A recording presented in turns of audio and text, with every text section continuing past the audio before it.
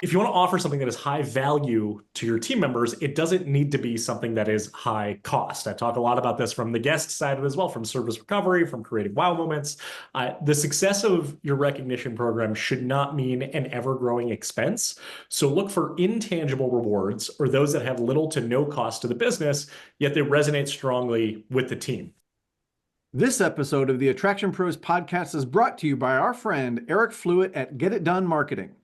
With 30 years of experience in the attractions industry, Get It Done Marketing offers freelance marketing insight, strategy, and execution at a fraction of the cost of a full-time hire. Partnering with over 30 parks and resorts, from family water parks to large multi-location organizations, Get It Done Marketing fills leadership voids on property and corporate marketing teams, assists with resource allocation, and supports emerging marketing professionals. Learn more at getitdonemarketing.com. Welcome to the Attraction Pros podcast, where we discuss the latest trends and challenges facing the attractions industry today. We chat with some of the top leaders in the field and provide resources that will help develop your career in this great industry. I am Josh Liebman. I am obsessed with the guest experience and helping attractions make that their top priority for success. And I'm Matt Heller. I am passionate about organizational effectiveness, leadership development, and employee engagement. Now sit upright, hold on tight, and get ready for the Attraction Pros podcast. Hey, Matt, how's it going? It's going fantastically, Josh. How are you? Doing really well. By the way, I like your half-zip sweater. Thank you. Is that new? A couple weeks, maybe a month or so. Okay, I was gonna say I haven't seen it yet. Looks good. You know, it's Thank you. as we transition into springtime here. Well, whatever your climate is. And anyway, question for you. Yes, sir. Have you ever developed or been a part of a development of an employee recognition program? Yes. Okay. Well, this has been the Attraction Pros. Now, follow-up question to that is, Okay. in development of employee recognition programs, I thought you would say yes, by the way. That's Yes. why I did the question as such. What do you think are the most important components that go into it? The first thing that I think about is sustainability. Okay. You've got to be able to sustain whatever process or procedure you are coming up with. I think it has to be meaningful to the team members, and I think it also has to be wide-ranging or flexible enough that everybody can be included, meaning people in the back of house, people in the front of house, people in different parts of the organization, because there might be different criteria that some people might be recognized on. For example, somebody in food and beverage or merchandise, they could be recognized for sales or upselling. Well, Right. somebody in riding attractions, if they don't have anything to quote unquote sell, then they need a different criteria. So it needs to be flexible in that way so that everybody can be included. And I'm speaking from experience where I've created programs that, number one, were not sustainable, and number two, did not have everybody thought of when it came to the criteria. So I think those are some of the really big things. I think I also mentioned just a second ago, it's got to be meaningful to the team member. So whatever you're providing for recognition, whether it's something tangible or something that maybe meets more of an emotional need, it's got to be something that that person is actually looking for, that actually means recognition to them.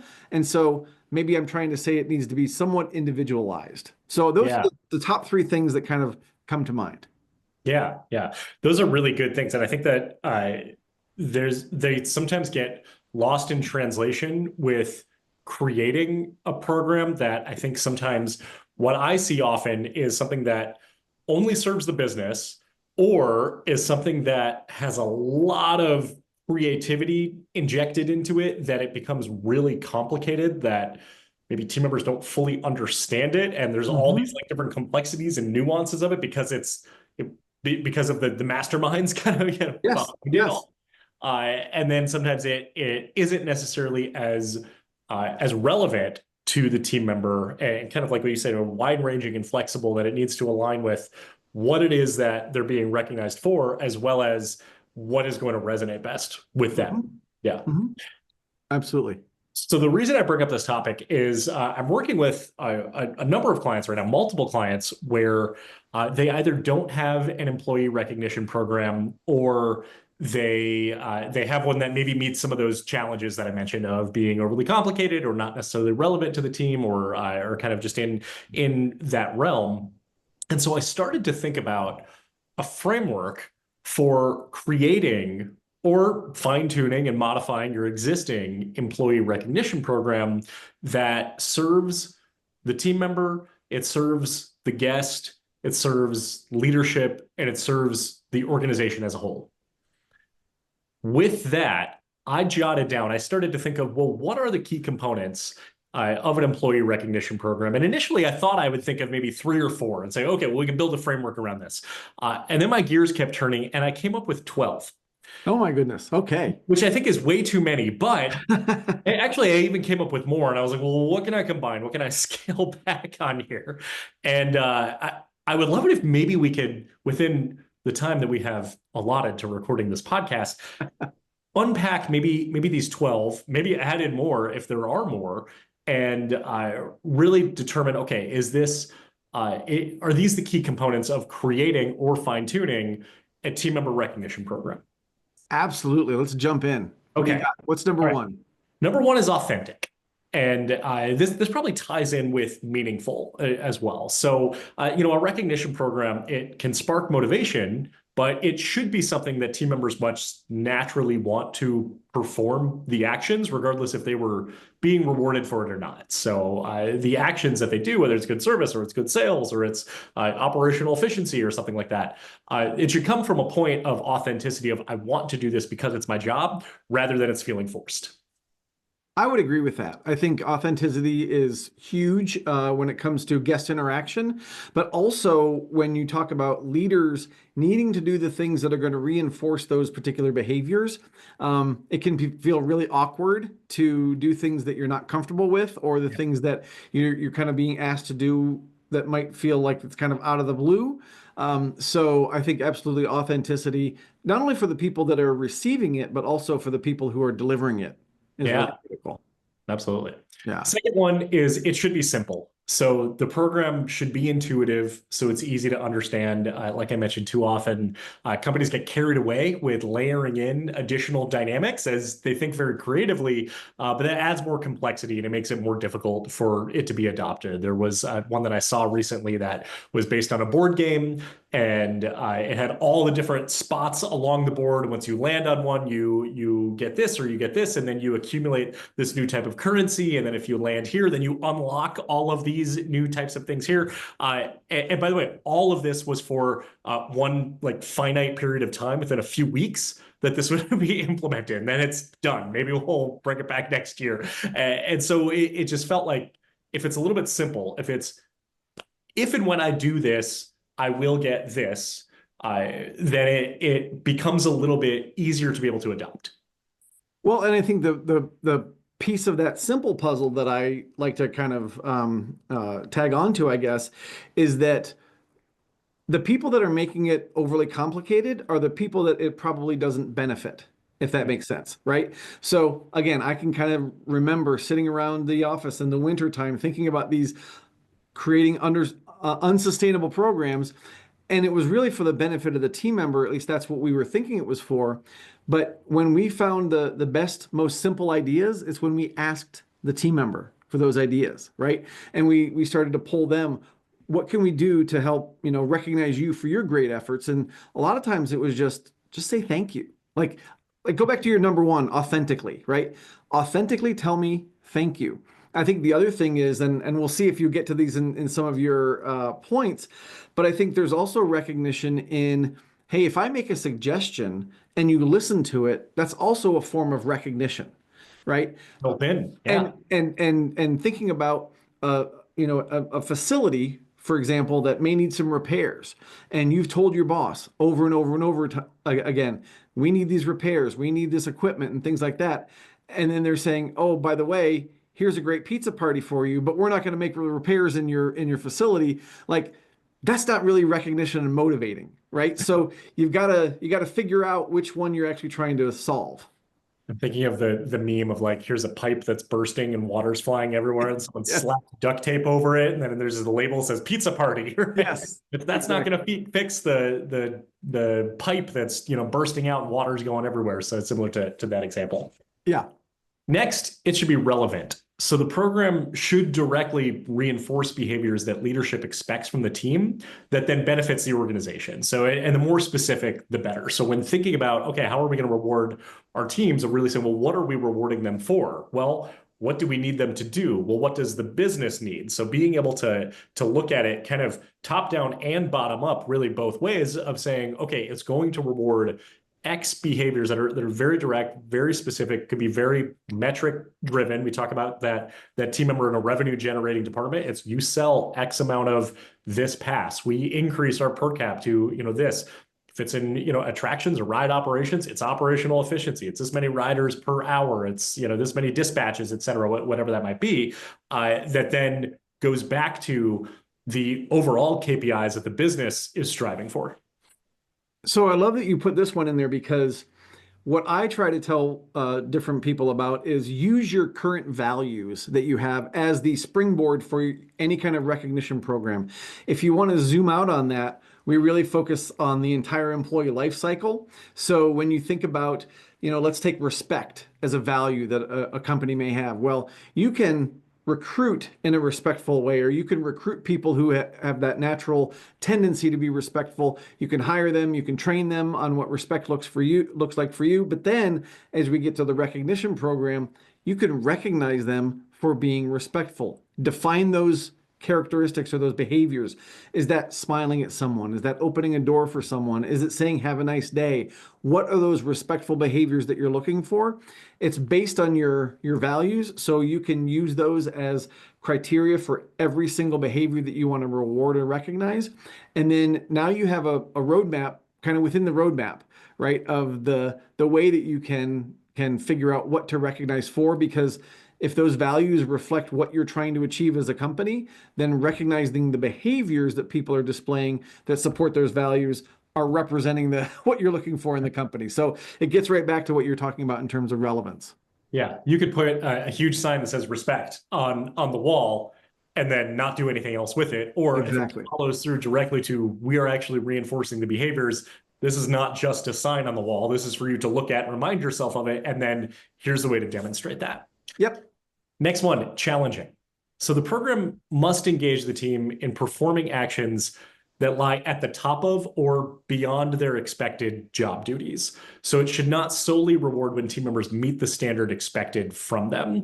I remember once I was in middle school, and I think there were several absences that day, and one student raised their hand and asked the teacher if we could all get extra credit.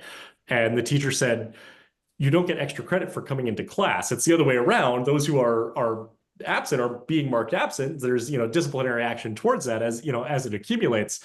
But if perfect attendance is almost like the expected standard. Obviously, attendance is one of the factors, but team members should be able to kind of stretch beyond their limits or expand their comfort zone. That's where the recognition lies. Coming in, clocking in, meeting the functional mechanics of the job is merely meeting expectations of leadership and meeting expectations of the guest, and recognition and reinforcement come from the actions that go beyond that. Now, I do believe there's a little bit, at least in my experience, a little caveat to that. I totally agree with hitting the challenge portion of this so that we are raising the bar of performance. At the same time, if there's somebody who's struggling and they're struggling to meet performance standards, the middle of the road, so to speak, but they're doing it now on a consistent basis, and they're getting better and they're getting to that point, then I think some recognition, or maybe the better word is acknowledgement of that, is absolutely necessary, right? Because it's building confidence, like we talked about in the last episode. It's building the willingness to want to go farther and take the next step. So I think there's an opportunity there to acknowledge and recognize that kind of effort, as much as the end goal. But that's still in that challenge category, because you're challenging them to, maybe if there's one area of performance where they're below the standard and they get up to the meet, now we can recognize them for that. But then maybe that recognition or that acknowledgement isn't the same as when they get to the ultimate goal of exceeding the expectation. Yeah, 100%. And I think that actually ties in really nicely with the next one, because balancing with challenging, the program must also be attainable to everyone who's qualified to participate within it. So team members should understand the direct actions they need to take in order to achieve the incentive. So kind of using the example you gave of here's the expectation line in the middle. I'm drawing a line across the half of the screen for those listening audio only.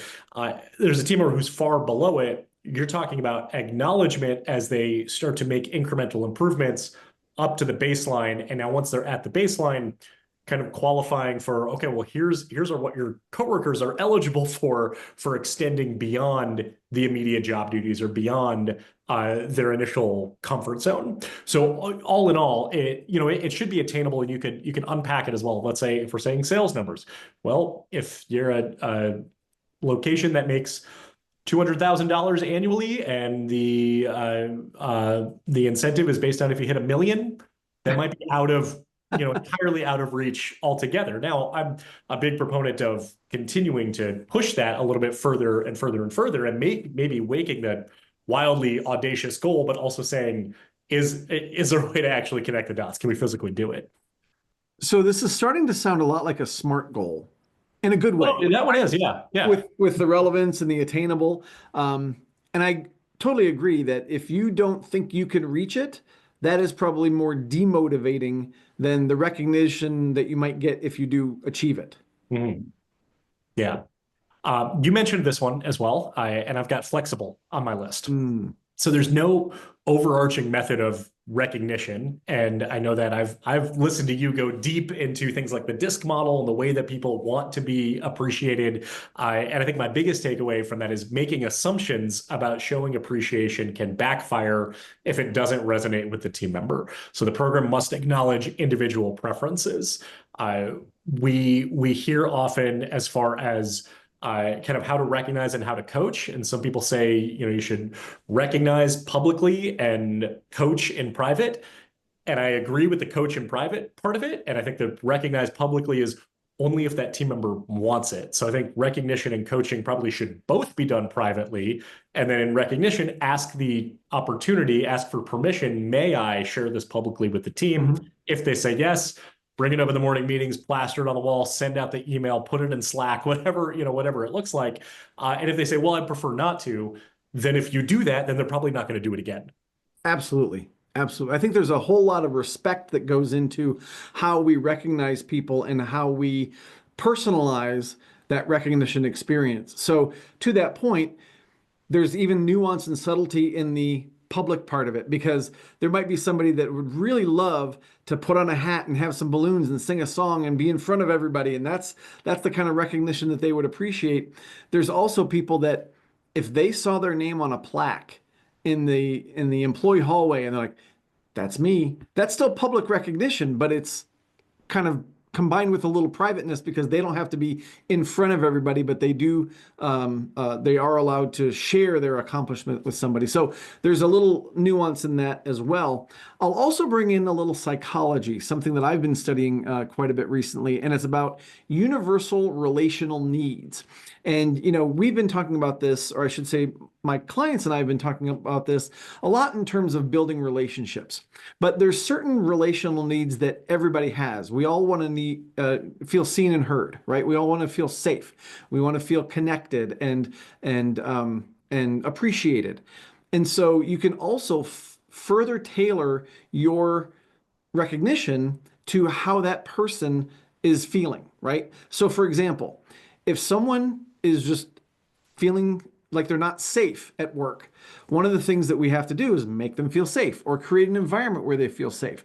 That could be all the recognition they need, is that they feel safe in this environment. I'll give you a quick example. There was a young lady who was working in an environment where it was very late at night at this place where she was working, and she worked in food and beverage, and she confided in me that there were times when she did not feel safe late at night, closing out these food outlets, and there were places where it was a pay-as-you-go park, so there was no gate, right? So it was ungated, so the public could walk in and out anytime.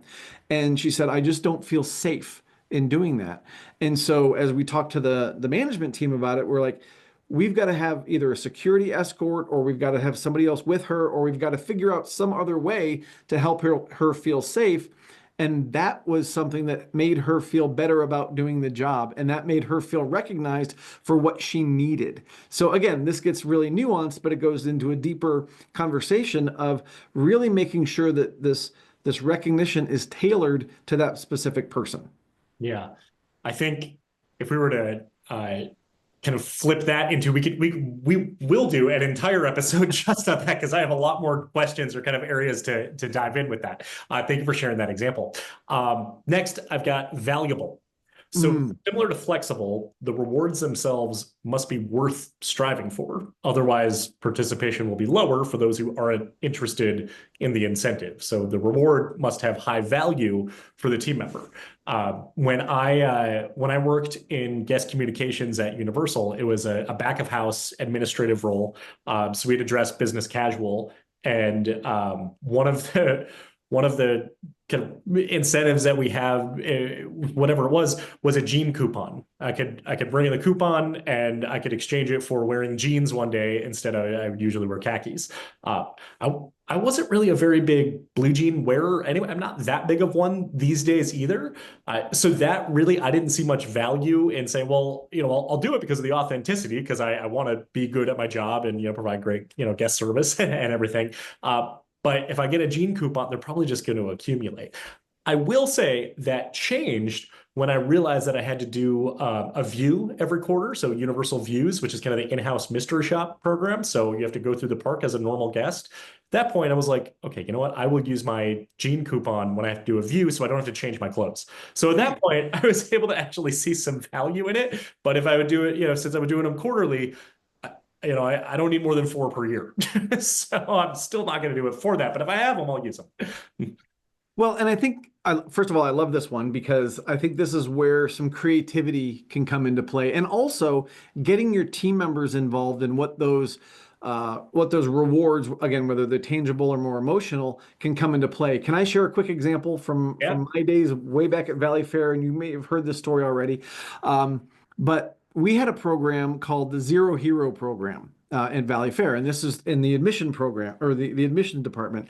And really, where it came from was back in the day when people had cash. I know a lot of people, don't have cash drawers anymore, but one day one of my supervisors was having a particularly tough day, and she said to one of the cashiers, she said, if you zero your cash drawer today, you'll be my hero.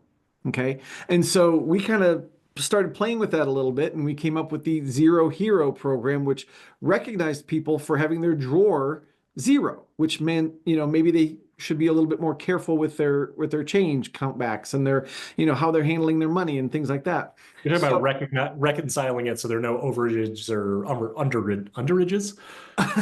shortages. Yeah. Yes. Shortages. Thank you. Yes. Yes, exactly. I also haven't touched cash in a long time. But yes, that's exactly what we're recognizing. So, and that also saves time for the supervisors at the end of the night. So we started this program and we said, okay, what are the rewards going to be? And people would say, well, I want a candy bar, or I want this, or I want to choose my break time, or things like that. And one person said, parking down in the employee parking lot, which was down a hill, it was not paved, it was right next to the river that tended to flood. They said, if we could park up in the upper parking lot where the managers park, that would be amazing. So I worked with security, I got a special pass, and if you got up to, I think it was 20 of those zeros, if you reconciled your drawer and you didn't have an overage or a shortage, and you got 20 of those, you got to park in my parking spot, which is up near the admin building, for a week. And guess where I parked? I parked down in the employee parking lot. And they used to love seeing me walk up that hill in the morning and stuff like that. And in fact, I even got a couple people like, do you want to ride? Like, do you want? And I'm like, no, no, no, no. This is That's not I'm the doing point. this for my team members. Yeah. But they took a picture of themselves in my parking spot. They were super excited about it, but it was something that they came up with, number one. And number two, it was super valuable to them, not in a monetary way, but they could save a little time when they came into work that day. They didn't have to worry about their car being down in the park, the other parking lot during the day. So for them, it was valuable in a very different way than might be compensation, but it was still valuable. So again, I'm super glad you brought that one up. Well, actually, this is a perfect segue into the next one, and it's about being scalable. So, if you want to offer something that is high value to your team members, it doesn't need to be something that is high cost. I talk a lot about this from the guest side of it as well, from service recovery, from creating wow moments. The success of your recognition program should not mean an ever-growing expense. So, look for intangible rewards or those that have little to no cost to the business, yet they resonate strongly with the team. So the story that you just told, you could quantify the value of your zero hero program and that the cost of what your shortages have been, as well as the additional labor, there is an immediate dollar cost to it. And you could say, well, we're going to allocate 20% of what that total number is right now. And that probably would have been very reasonable and justifiable. Yet, by seeking the input from the team, you found something that was completely intangible. So the more zero heroes that you got from that program, it didn't cost the park more money because it was a scalable program that that basically could continue indefinitely. It just cost more money for me at the car wash, Sure. because it was Yeah. a dusty parking lot. But you're absolutely right. And there were tiers to that program as well. So I think after five, you got a candy bar, which is, super inexpensive, right? And then again, at 10, you got to choose your own break time. That still doesn't cost any money, right? And then you get to the 20 and you get to parking my parking spot. So, there's definite ways to create value and to be able to figure out how you can scale this without spending a lot more money. But again, it just takes a little creativity. It takes a little thought. It takes, getting outside your own experience of what a recognition program might be and asking for other ideas. And you might go on a complete rabbit trail, but that might be the best idea you've ever heard. Yeah, yeah, absolutely. And those could probably be fun brainstorming sessions to have, Yes. particularly with your team, to be able to get all that input, because you're probably going to get some things you hadn't thought of. Yeah. Evergreen. You said sustainable, and so I think this actually ties in really nicely with that. So rather than planning an incentive program around peak times of the year or seasonal events, the program should be able to be implemented and run consistently every day that you operate rather than in short spurts. And I get the value of structuring something around peak season to say, okay, here's where we have higher volumes of business and we want to sustain the level of standard that we have, whether it's cash control, loss prevention, or whether it is service, whether it is attendance policy, things like that. But then that is a huge push towards a short period of time compared to something that is eligible for every team member, which means that every single guest gains the value and benefit from that recognition program from that team member. So that's why we tend to see when seasonality drops, oftentimes is where the guest experience tends to diminish as well. And not saying it's just correlated with a team member recognition program, but because there's maybe a little bit less emphasis on a lot of the standards that you're pushing during the holiday season or during spring break or during kind of those peak summer weeks. So having something that is evergreen allows it to be just continually in motion. And again, like a lot of these, I'm so glad you brought this particular topic up. Can I share with you sort of a smash my head against the wall kind of moment that Sure. I had Metaphorically. a number of years ago? I walked into a park that I was working with, and I walked in through the team member entrance, as I do a lot of times when I'm working with a park, because usually the park's not open. Mhm. And I saw a big billboard, and the billboard was announcing their recognition program for the season. And it listed the dates. To your point, it listed the dates of when this was going to be active. It wasn't even all the dates that the park was open, right? So there were operating days before and operating days after this. And this was where I wanted to smash my head against the wall, because I was like, what are we telling people, right? We're telling people that those behaviors are only important during the middle part of the season or whenever this recognition program was taking place.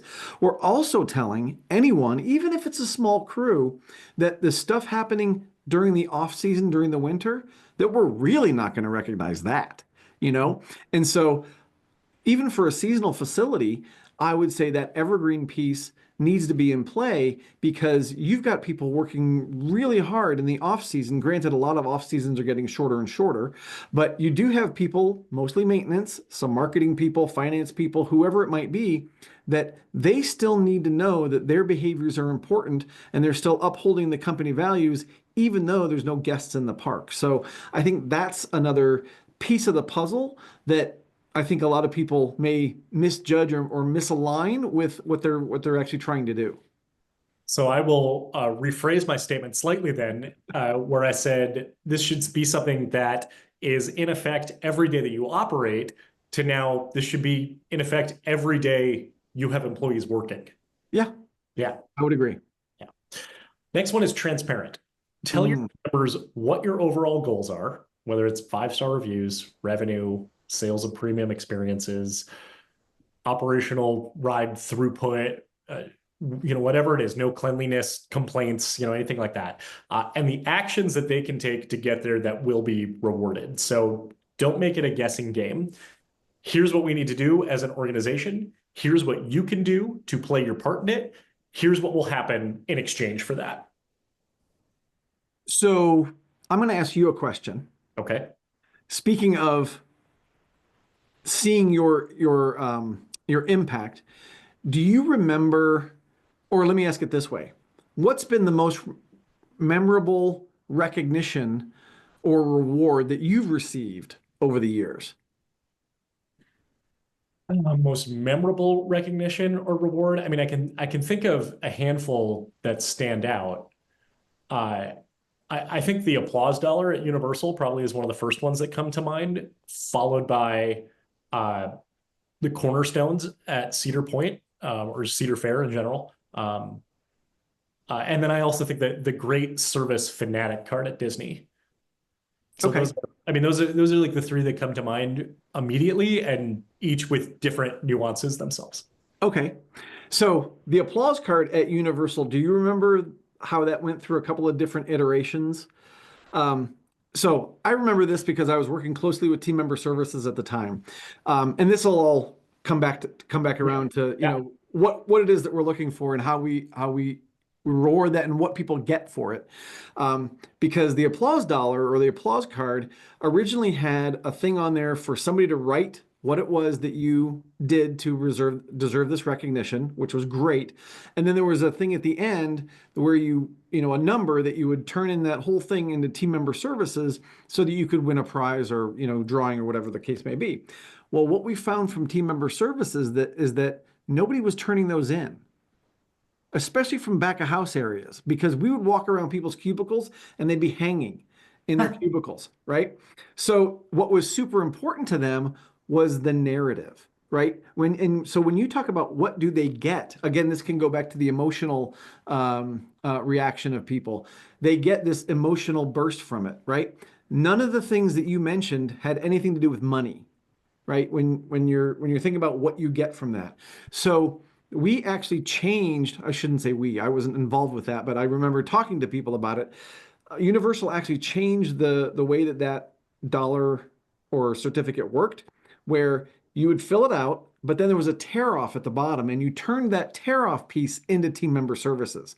And now you could put that recognition, the narrative in your cube, in your locker, wherever you wanted to put it, keep it in your wallet, wherever but that's what people wanted to keep. They wanted to keep rereading the nice things that people said about them and then be able to put that thing in the box so they could potentially win a prize. But what I thought was interesting is that people were foregoing the prize, which can go back to valuable for you. They were foregoing the prize because they wanted to keep that narrative. So thinking about what people get for that behavior, if you do this for this team member or for the guest, right? And you're going to get this handwritten note from your boss that you're going to be able to keep forever, man, that's going to touch people's hearts. Mhm. I do remember that the perforated edge, the tear off. So maybe that had already been updated by the time that I got there. And then I do remember accumulating them and keeping them. I don't think I like hung them like in my cubicle, like in my office. Maybe I would put like some things in there from time to time, Yeah. but I also had access to like the guest feedback system, so I could like print off like a whole page, and it's like here's this beautiful letter somebody wrote about me. That I had so many of, so it just no. But at Disney, I remember the Great Service Fanatic card was about the size of a business card, and also required kind of and like thickness of it as well. And so it was something that like it wouldn't tear easily. And I remember having a lot of those, or as many as I was able to accumulate, like in a shoebox or like somewhere Mhm. where it's like I've got this. If I remember in a bad mood, I just open this box, or you know what it was in my cubicle. I had a filing cabinet at Universal, and I could open the drawer. And so I was like, okay, even if I'm not going to post them publicly, I've just got the Josh is awesome drawer. I just open this up, and I can just read over time the positive comments that I've gotten. Do you know what that's actually called? Or from leadership. There's a name for that. It's What is called the smile file. ah I like Because that. you open up that file and you smile. The next one is unbiased. So Oh, by using objective feedback and data, you can eliminate subjectivity, making it easy for leaders to recognize team members. Now, you're probably going to have some caveats and devil's advocates to do this, and I welcome it. But I'm thinking of this purely methodically. Your guest feedback strategy should be a funnel into your recognition program. Here is an online review that says your name. Here is a survey where we asked, did any team members create any wow experiences for it? Here is your name. Here is a mystery shop where you are recognized as the most outstanding team member. Here is a personal comment that we got from a guest mentioning their experience and the interaction with you. So the leader basically can say, this has nothing to do with how I feel about you. This is specifically what guests are saying, and this done from from an unbiased standpoint. Now, you tie it with guest feedback. If we're talking about revenue, here are the sales numbers. They don't lie. There's no. I think you did a great job selling today. That's irrelevant. Here are the numbers that specifically show you're helping to grow our per cap. So the more you can use objective feedback, I think it probably takes a little bit of the stress from leaders to say, okay, I don't know when to recognize and when not to recognize, and I don't want it to look like I'm playing favorites, and I don't want the system to make it look like I'm playing favorites. So trying to keep it as unbiased as possible. which I agree with, but there are a few caveats. One of them that I will say is about the delivery of it. It can be easy sometimes for us to say, here's a Google review, here's a gift card, enjoy, right? That's transactional. Yeah. Transactional. I think it's still is in the best interest of everyone to deliver that in a personal way, right? So if it's somebody that doesn't want to be in front of the whole group, that's fine. Here's the review. Thank you very much. This means a lot. Now, this is where you can bring in the personal part. It means so much to me that a guest has reached out to tell us what a great job you did because you're doing such a great job of upholding our values, and you bring that piece in again. You can now say how this impacts me as a leader. In fact, one of the stories I know you've heard me tell many times is, my excuse me, my manager at the supermarket, where he says, you make my job so much easier. And then he brought in the objective piece of what he saw. Right? So whether it's data that's on a spreadsheet or data that you collect with your eyes, your ears, it's still data that you can use to be objective in that situation. I think this also goes back to our discussion of values and using those as our sort of roadmap or springboard to why we are recognizing someone, because when you get into the behaviors of each one of those values, then you can say, are they doing it? Are they doing it at a high level?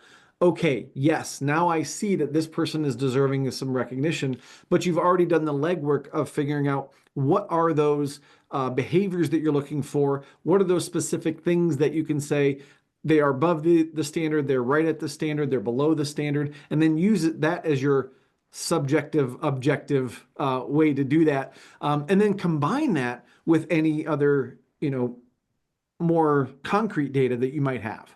Mm-hmm. So I think maybe the takeaway from that then, or kind of the layering into unbiased would be unbiased and or specific. So your Mm, manager at the supermarket didn't say, "Hey Matt, great job today."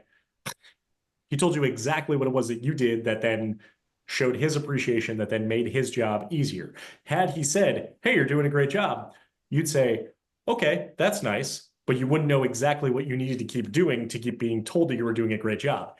And if you had a coworker nearby, they might say, "Well, I'm doing a great job too. I'm doing just as great of a job if he is stocking these shelves over here. Why isn't the manager telling me a great job?" So tying in the observation, I would say in and of itself removes a lot of the bias, potential mhm, bias and subjectivity from it. mhm. Cool. True. All right. One more. Bring it. Best for last.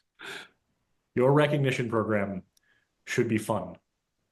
Yes. In addition to all the other factors listed here, team members will gravitate towards a program that feels maybe it's gamified, maybe it is something that they enjoy not just doing the actions but enjoy the program itself and has that element of fun. So the first thing that pops to mind is Savannah Bananas. Like, and I don't know why, maybe those clips have been showing up on my timeline recently, but just seeing what fun that they're having. And then if you could think of the Savannah Bananas and create your recognition program to be that fun in some way, I think you'd be on the right track. But I also want to go back to something you talked about earlier, which is to be simple, right? Because you just said gamify. So somebody might say, well, I'm going to go back to that board game example that Josh gave, and it may become way too complex. But if it's gamified in a simple way that keeps it fun and you don't lose the fun, I think that's where you get the magic. Mhm. The example you gave the Savannah Bananas reminds me of something that I just had a client do. And this maybe ties in with the relevant factor as well, and a few other of these of they wanted to start having their team members create some short form marketing like TikTok Mm, Reels, and it just wasn't getting done because there wasn't a huge push with it. Instead, as part of their recognition program, once they completed XYZ, they got to have the opportunity to make the reel that then is part of the park's marketing. And so the client was just showing me, a number of the videos beforehand. There's the team members who created a dance in front of the entrance to the park. That's a lot of fun. It also is relevant because it's what they wanted them to do. And yes. because it was fun, they did it. It would have been fun no matter what, but they weren't doing it when they were told, "Hey, we would like for you, we need you to create some short form marketing reels that we can use on TikTok and Instagram." Yeah. So could fun be the outcome? Could fun be the as much of the reward as it is the process? Yes. All right. Good. Good. That's why I saved the best for last, right? Because Yes. we get to the end of every podcast and I say, this was a lot of fun. This was a lot of fun. Absolutely. Well, I think all of your criteria for the recognition program, I think, are extremely valuable and valid.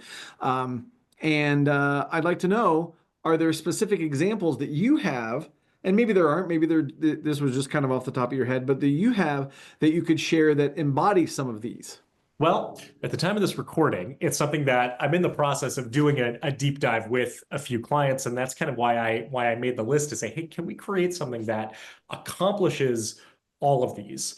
And where I'm really leaning towards and working with clients on is something that can be put into their system, put into their culture, something that they can bring in day one orientation, something that can be a part of their trainings, part of their regular reminders and their ongoing drip training of, remember, we have fill in the blank, this particular program, and something that really ties in with a lot of intangible benefits. So something that is going to kind of like the things of like choosing the parking space or choosing your break time, or whether it's a priority for time off requests and things like that don't have a significant monetary cost to the business, so that the more successful they are, it doesn't end up backfiring. So that's where what I'm working on right now. I guess this is what do they call it? Building in public, essentially. As far as that was kind of one of the goals that I had for this episode to share is to say, hey, this is what I'm working on. I'm also very open to input as well, and I would love to hear examples of great recognition programs that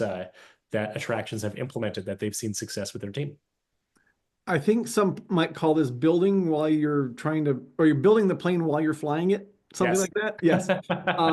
But no, I would love to hear that too. I would love to hear what other people have in terms of their recognition programs. Maybe that's even something we could put together as a compilation for Attraction Pros listeners. This is truly building the plane as we're trying to fly it because we have not talked about this. But if we get enough good submissions, we will put something together and send it out to everybody so that you get an idea of what other people are doing. There you go. New ebook coming soon. Like 2025, your best recognition program summer ever. I love it. I love Yeah. it. All right. Well, Josh, thank you for Meantime, sending your yes. Thank you for sending us or sharing with us your 12 steps. yeah. Well, thank you for helping me wrap my head around this as well. And I was really excited to get your input because I know it's something that you're very passionate about, something that you've been a part of with many organizations. So I appreciate, of course, having the conversation with you. Like we mentioned, we would love to hear examples from our audience. Please send them to us. You can reach out to us on the socials. You can email us at attractionpros@gmail.com. And as we wind this down here, just remember, we are all attraction pros.